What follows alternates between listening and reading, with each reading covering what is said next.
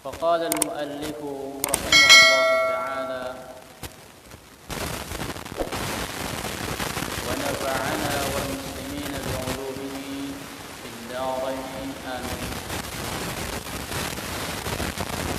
ونفعنا والمسلمين بعلومه وأنواره في الدارين آمين يا رب العالمين. Halaman 179, Kitabus Sholati.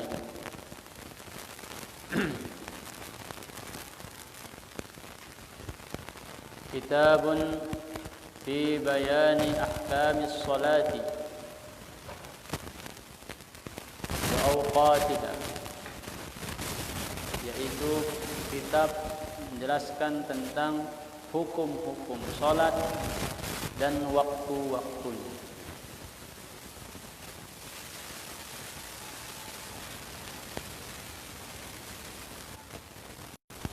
Ta'rifus sholati lughatan ad-du'a'u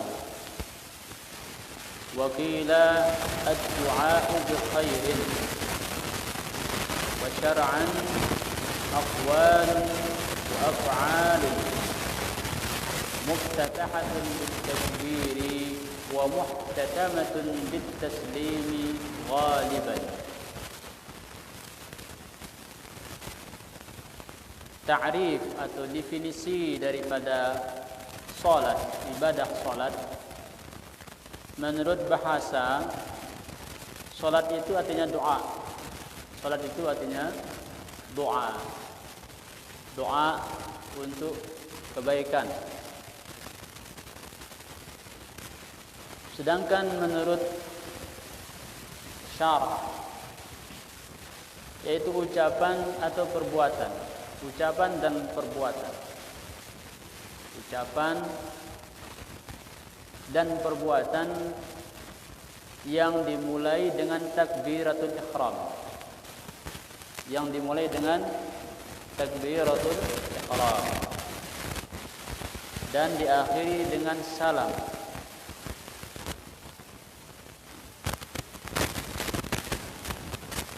Quyudut ta'rif. قوله غالبا خرج به أنه قد تكون صلاة كالتالي: أقوالا لا أفعالا كصلاة الجنازة وصلاة المربوط والمريض الذي يجري أركان الصلاة على قلبه.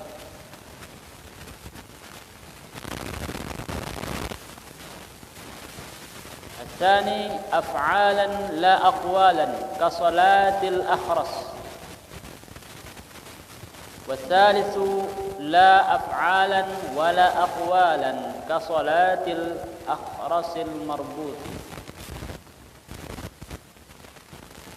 Jadi salat itu ada dalam bentuk ucapan saja, tidak dalam bentuk perbuatan. Seperti sholat jenazah, sholatnya orang yang marbut. Yang dimaksud dengan marbut, dia diikat. Anggaplah misalnya ada seseorang yang diikat oleh penjahat misalnya berhari-hari. Nah, bagaimana cara dia sholat? Dia harus sholat,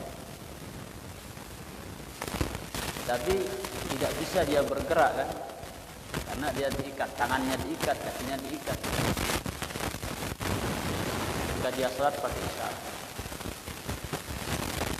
ucapannya tetap ya, takbir Allahu Akbar, tapi tanpa dia mengangkat tangannya. Tidak ada fi'ilnya, tapi ucapannya ada. Di saat dia ruku, tidak bisa dia menundukkan kepalanya karena terikat lehernya.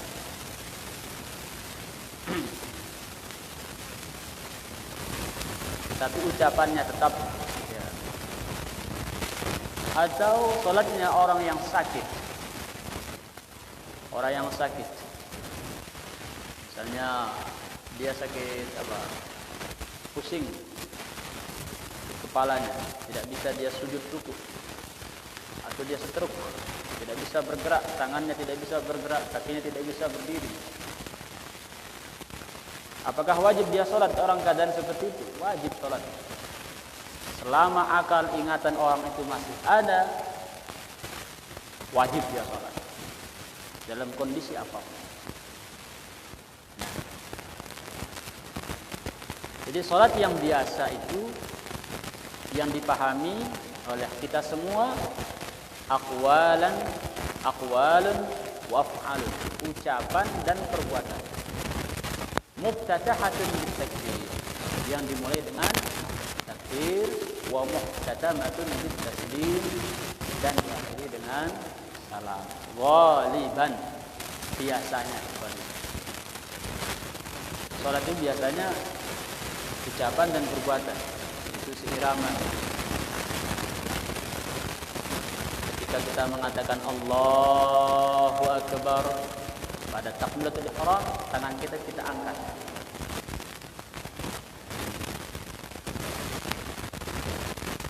Ada 3 macam sholat yang tidak biasa. Yang pertama, ucapan doang, perbuatannya tidak ada. Seperti sholatil janazah, kasolatil janazah. Salat jenazah, orang salat jenazah kan 4 kali takbir, ya. 4 kali takbir, tidak ada ruku, tidak ada sujud, tidak ada tahiyat. Wa sholatil marbut, salatnya orang yang diikat seperti yang kita contohkan tadi. Wal maridil ladzi yujri arkana sholati ala qalbi, dan salatnya orang yang sakit, salatnya orang yang sakit yang yujri arkanas shalah, yang melaksanakan rukun-rukun salat itu pada hati. Jadi dia sujud ruku itu di hati, karena nggak bisa dia ruku sakit berat, sakitnya berat. Karena orang setruk, mati setengah misalnya badan, cuma ingatannya saja mati. Menundukkan kepala, lehernya sudah tidak bisa bergerak. Untuk menggerakkan tangannya sudah mati. Maka dia sholat pakai hati. Biasanya kalau orang itu masih normal ingatannya, masih bisa dia berbicara. Masih bisa dia berbicara. Kalau ingatannya sudah hilang, maka orang itu sudah tidak bisa berbicara. Orang yang sakit, seumpama tadi itu, dia melaksanakan sholat dengan hanya sekadar ucapan saja. Ya, yujri sholat arkana sholati ala qalbi. Dan yang kedua, af'alan la aqwalan, yaitu perbuatan, tidak ada perkataan. Seperti sholatnya orang yang bisu, orang yang tidak bisa berbicara, mungkin dari sejak dia lahir, atau mungkin karena pernah dia kecelakaan dan suaranya hilang. Orang ini wajib sholat. Bagaimana cara dia sholat? Pakai isyarat, pakai gerakan saja. Tidak bisa dia ngomong, tapi dia bisa mengangkat tangannya, takbir. Dia bisa ruku, dia bisa sujud, dia bisa tahiyat, dia bisa salat. Nah, ini bentuk salat yang kedua yang tidak biasa. Dan yang ketiga, la af'alan wa la aqwalan ka salatil akhrasil marbuti. Tidak ada perbuatannya, tidak ada perkataan atau ucapannya, seperti salatnya orang yang bisu dalam keadaan terikat, atau dalam keadaan sakit tadi.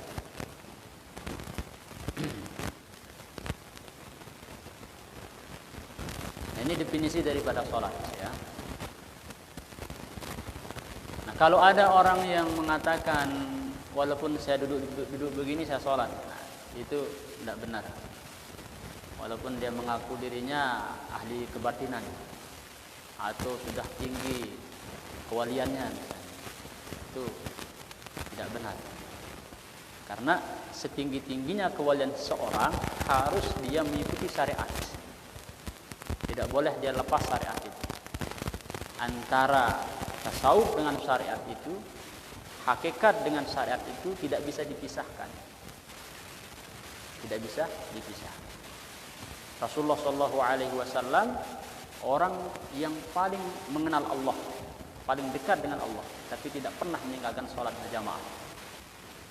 Nah itu sebagai apa? Ukuran atau barometer kita sebagai umat Islam. Ini sholat ini suatu kewajiban yang melekat di dalam diri pribadi kita sebagai seorang muslim, ya, pada waktu-waktu yang sudah ditentukan. Berikutnya fadlus sholati. Apa kelebihan daripada sholat? Hiya ar-ruknus tsani min arkanil Islam. Dia merupakan rukun yang kedua daripada rukun Islam. Wa hiya amududdin. Salat itu merupakan tiang agama. Kalau kita membangun rumah atau masjid atau mushola, harus ada pondasinya. Islam itu punya pondasi. Pondasinya apa? Tauhid, aqidah, keimanan, syahadatain. Itu pondasinya. Setelah orang itu beriman, mengaku dirinya sebagai hamba Allah, ya, yang beriman, bertakwa kepada Allah sebagai seorang muslim, maka dia harus membangun keislamannya itu dengan apa? Ya, melanjutkan pondasinya itu dengan tiang, agar bangunan keislamannya itu sempurna. Enggak mungkin kita membangun bangunan kalau tidak ada tiang. Nah, seumpama tiang pada bangunan, sholat dalam Islam itu adalah seumpama tiang pada bangunan, ya.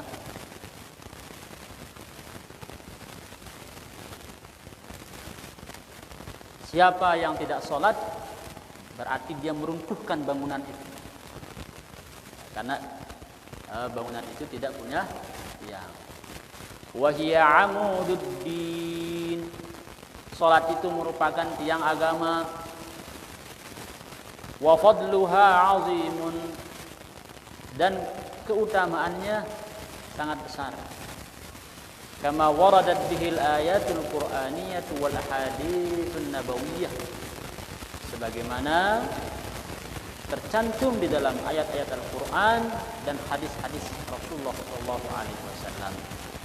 Min zalika qauluhu ta'ala, di antara firman Allah yang menyebut, ya, akan kewajiban salat ini pada surah Taha ayat 14, wa aqimis sholata li dzikri, wa aqimis sholata li dzikri, dan dirikanlah salat itu untuk kau ingat kepadaku. Wa qauluhu ta'ala fi surati Hud ayat 114, wa aqimis sholata tarafain nahari wa zulafan minal lail innal hasanati yuzhibna as-sayyi'at dzalika dzikra lidz-dzakirin. Nah, wa qala sallallahu alaihi wasallam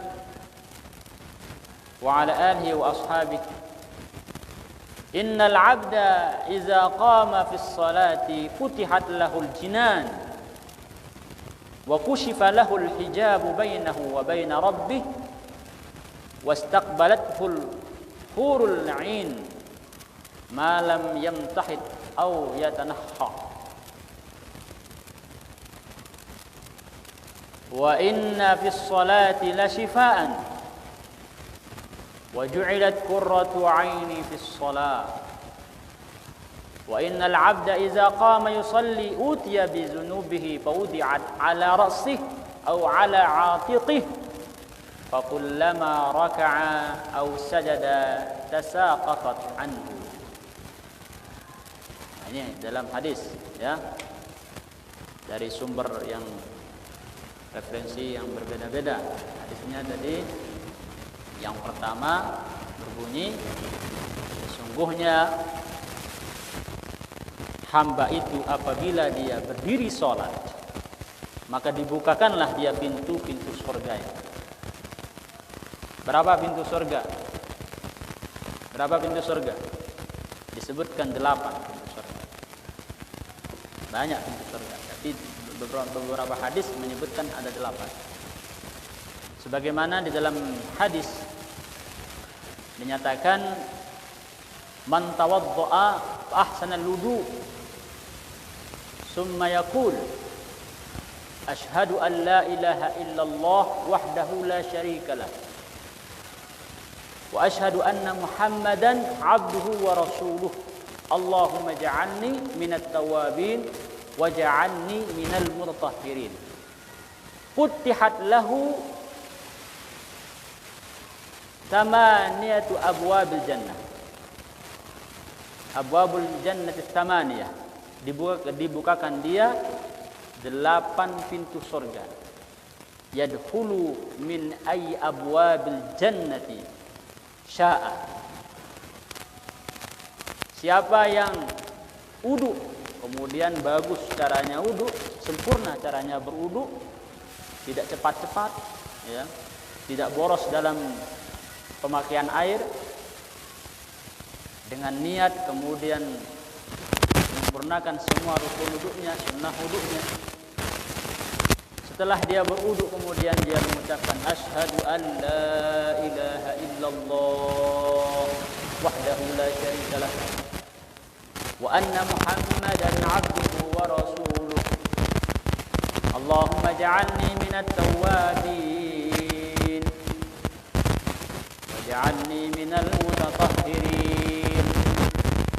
Maka dibukakanlah dia semua pintu surga yang 8 itu. Futihat lahu abwabul jannati tsaman. Futihat lahu tsamanatu abwabil jannah. Dibukakan dia 8 pintu surga. Yadkhulu min ayyi abwabil jannati syaa. Dia bisa masuk dari pintu mana saja yang dia mau. Nah, coba.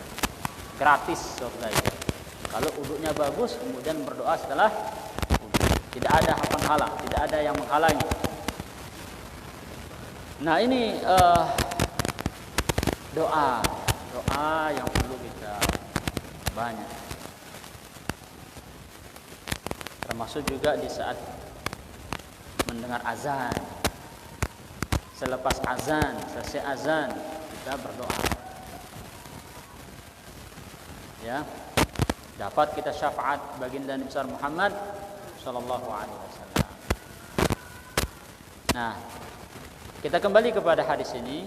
Wa qala sallallahu alaihi wasallam, innal 'abda idza qama fis sholati futihat lahul jinan. Sesungguhnya seorang hamba apabila dia berdiri salat, dibukakan dia pintu-pintu surga itu. Wa kushifa lahul hijab bainahu wa baina rabbih. Dan dibukakan baginya hijab antara dia dan antara Allah Subhanahu wa taala. Tidak ada hijab. Tidak ada penghalang sedikit pun. Makanya kalau kita ingin menghadap Allah, berbicara dengan Allah, salat. Berdiri salat tengah malam itu. Tapi jangan antum itu membayangkan ada Tuhan di depan, tidak boleh. Itu godaan setan itu. Kalau ada bayangan-bayangan pikiran itu setan itu. Ya. Karena Allah tidak seperti makhluk. Tapi dalam hadis disebutkan wa kushifa lahul hijabu bainahu wa baina rabbih. Maka dibukakanlah baginya di saat dia salat, berdiri salat itu, hijab, yaitu tabir antara dia dan Allah Subhanahu wa taala, langsung hadapan Allah Subhanahu wa taala. Wastaqbalathul hurul 'ain, dan dia disambut oleh bidadari-bidadari surga, ya, ma lam yamtakhit aw yatanahha.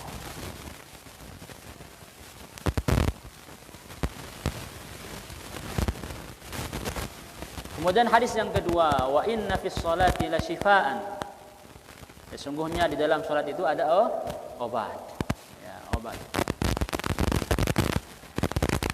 Terutama salat tahajud. Itu rahasianya.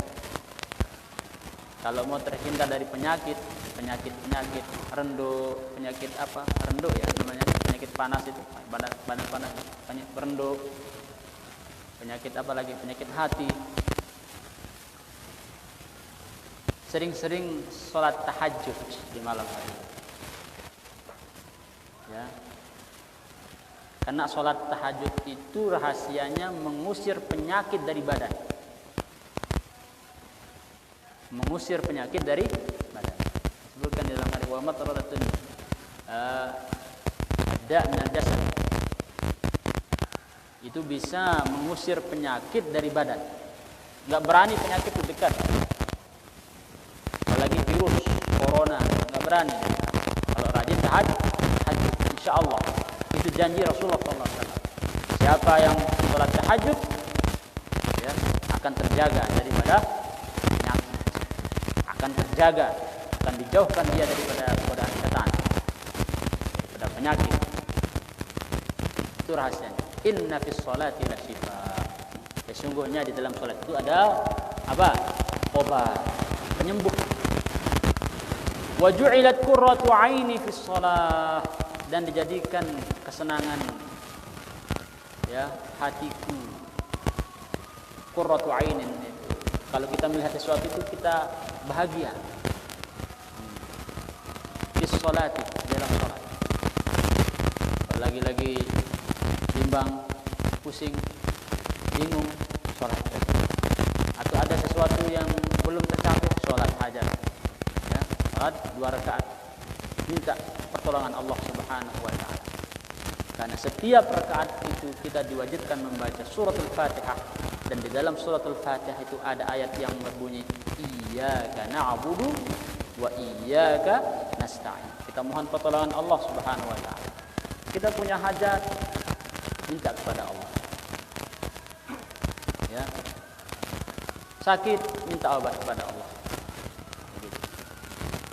Berikutnya ada juga dalam hadis mengatakan wa innal 'abda idza qama yusalli utiya bi dzunubihi fa wudi'at 'ala rassihi aw 'ala 'atiqihi fa kullama raka'a aw sajada tasaqatat anhu. Sesungguhnya seorang hamba Allah apabila dia berdiri salat, maka didatangkan, ditumpukkan semua dosanya itu di atas pundaknya atau di atas kepalanya. Taruh semua dosanya di kepalanya. Dosa penglihatannya, dosa pendengarannya, dosa lisannya, dosa tangannya, dosa kakinya, dosa hatinya, semua ditaruh di atas kepalanya. Faudiat ala ra'sihi aw ala atiqi, ditaruh semua dosanya di atas kepalanya atau di atas pundaknya. Fa kullama raka'a aw sajada tasaqatat anhu. Setiap kali dia rukuk dan sujud, maka dosa-dosa itu berjatuhan dan tidak akan kembali lagi. Bersih dia daripada dosa. Diumpamakan juga dalam hadis, salat 5 waktu itu seumpama kolam. Nahran bi babi ahadikum yagtasilu kulla yawmin 5 marratin. Hal yabqa min darani syai'un? Qala lam yabqa min darani syai'un. Qalu lam yabqa min darani. Jadi sholat itu ibarat kolam di depan rumah kita. Satu hari kita mandi 5 kali sehari. 5 kali sehari kita mandi di kolam itu atau di sungai itu, air yang jernih, bersih, tidak ada debunya sedikit pun. kita mandi di sana. Rasulullah bertanya kepada para sahabat, apakah ada kotoran daki di badannya tersisa dengan dia mandi 5 kali sehari? Apa jawaban para sahabat? La yabqa min daranihi, tidak akan tersisa sedikit pun kotoran di badannya. Jadi umpamakan itu berjatuhan, itu dosa-dosanya itu waktu dia rukuk sujud. Sesering-sering dia rukuk sujud, maka sebanyak itulah dosanya akan digugurkan, akan dilebur. Wa qala al-ulama radhiyallahu ta'ala anhum, inna salata afdalul ibadatil badaniyah fa farduha afdalul furud wa nafluha afdalun nawafil. Semuanya salat itu adalah ibadah yang paling afdal, ibadah badan yang paling afdal, lebih afdal daripada haji, lebih afdal daripada puasa, lebih afdal daripada yang lain. Fa farduha afdalul furud, dan kefarduannya, kewajibannya adalah kewajiban yang paling mulia, wa nafluha afdalun nawafil, dan yang sunnahnya adalah sunnah yang paling mulia. Salat yang fardu, fa farduha afdalul furud, salat yang fardu itulah ibadah yang paling mulia di antara ibadah-ibadah fardu yang lain. Ya. Ibadah sunat yang paling mulia di antara ibadah-ibadah sunat yang lain adalah ibadah salat. Maka perbanyaklah salat, terutama salat subuh, ya, agar jangan sampai subuh itu terlewati karena tidur. Terima kasih saudara-saudara sekalian, semoga apa yang kita diskusikan pada malam hari ini ada manfaatnya dan mudah-mudahan kita bisa mengamalkannya. Sedikit ilmu tapi bisa kita amalkan itu lebih baik daripada banyak ilmu tapi tidak bisa kita amalkan. Apalagi kita langgar ilmu kita, naudzubillah. Jangan seperti iblis itu. Dia pintar tapi dia tidak mengamalkan ilmunya. Malah dia langgar ilmunya. Itu sifat iblis. Mudah-mudahan kita seperti malaikat. Walaupun malaikat tidak banyak menuntut ilmu, tapi mereka selalu beribadah kepada Allah Subhanahu wa ta'ala. Terima kasih atas perhatiannya. Karena waktu isya sudah tiba, mari kita berdoa dengan doa pusat. Bismillahirrahmanirrahim. Rabbana anfa'na bima 'allamtana, Rabbi 'allimna alladhi yanfa'una, Rabbi baqina wa baqiya lana wa qarabatin lana fi dinina ma'ana qadri unsa wa daka, Rabbi wa kunna wa bi kulli tarna qala wa filan karama warzuqil kulla halalan daima wa نرضى بالخير ونفى كل شر ربنا أصل لنا كل الشهور ضامق العيون واغض عنا ربنا كل الديون قبل أن تأتينا رسل منون واغفر ذرنا أغرم سنة ربنا يا ذا الجلال والمنان انصرا لواء نضة وطال وفضنا دائما من الفتن على السنن وسرا بالعشاء والبكار وصلاة الله تصل المصطفى من دعانا والوفاء بكتاب به للناس شفاء وعلى الكرام الشرى